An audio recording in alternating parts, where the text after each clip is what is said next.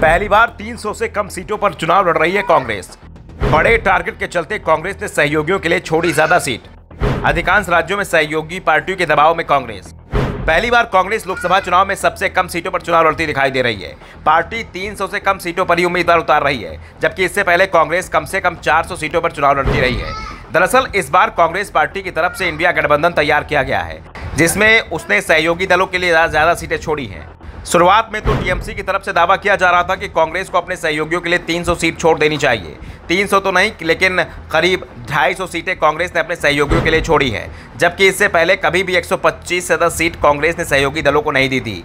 दरअसल इस बार कांग्रेस का प्लान पूरा जो बीजेपी को हैट्रिक से रोकने पर है। कांग्रेस को क्षेत्रीय दलों के सहारे बीजेपी का विजय रोक लेने की उम्मीद है। सीटों की संख्या के लिहाज से छोटी नजर आ रही इस चुनावी जंग के लिए कांग्रेस ने बड़ा टारगेट सेट किया है। कांग्रेस कम सीटों पर चुनाव लड़ रही है, लेकिन उसे ज्यादा नतीजों की उम्मीद है। कांग्रेस कम सीटों पर चुनाव लड़ रही है तो इसके पीछे गठबंधन का गणित भी है। यूपी में 80, बिहार में 40 और महाराष्ट्र में 48 सीटें हैं, यानी इन तीनों राज्यों में ही 168 लोकसभा सीटें हैं। कांग्रेस यूपी में समाजवादी पार्टी, बिहार में राष्ट्रीय जनता दल, विकासशील इंसाफ पार्टी और लेफ्ट, महाराष्ट्र में राष्ट्रवादी कांग्रेस पार्टी शरद पवार और शिवसेना यूबीटी के साथ गठबंधन कर चुनाव मैदान में उतरी है। पार्टी यूपी में 17, बिहार में 9 और महाराष्ट्र में 17 सीटों पर, यानी 168 सीटों वाले 3 राज्यों में 43 सीटों पर चुनाव लड़ रही है।